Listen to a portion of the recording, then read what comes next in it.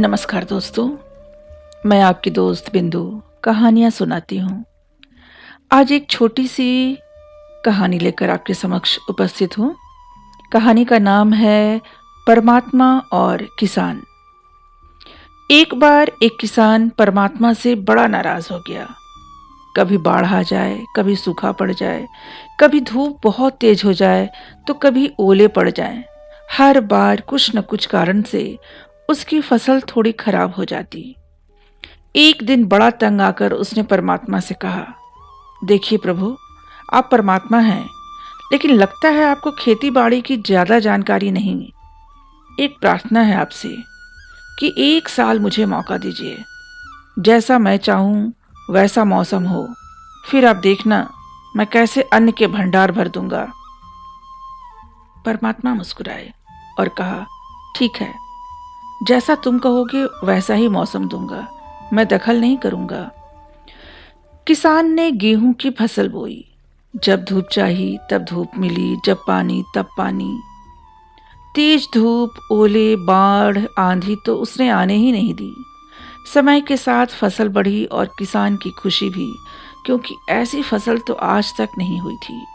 किसान ने मन ही मन सोचा, अब पता चलेगा परमात्मा को कि फसल कैसे करते हैं।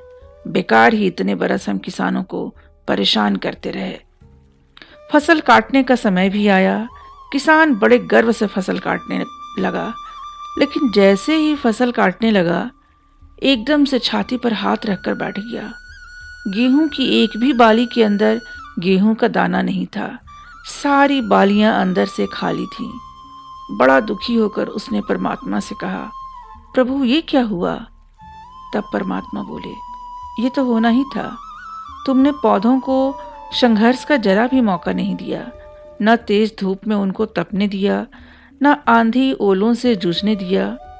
उनको किसी प्रकार की चुनौती का एहसास जरा भी नहीं होने दिया। इसलिए सब पौधे खोखले रह गए। जब आंधी आती है, तेज बारिश होती है, ओले गिरते हैं, तब पौधा अपने बल से ही खड़ा रहता है। वो अपना अस्तित्व बचाने का संघर्ष करता है, और इस संघर्ष से जो बल पैदा होता है वही उसे शक्ति देता है, ऊर्जा देता है, उसकी जीवटता को उभारता है। सोने को भी कुंदन बनने के लिए आग में तपने, हथौड़ी से पीटने, गलने जैसी चुनौतियों से गुजरना पड़ता है, तभी उसकी स्वर्णिम आभा उभरती है, उसे अनमोल बनाती है। तो दोस्तों, ये छोटी सी कहानी थी, लेकिन हम मनुष्यों के लिए भी उतनी ही उपयोगी है, क्योंकि जिस तरह गेहूं की फसल संघर्ष के बिना खोखली रह जाती है, वैसे ही अगर हमारे जीवन में संघर्ष न हो तो हम में भी वो चमक नहीं आएगी।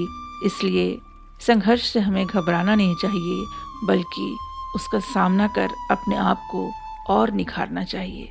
धन्यवाद।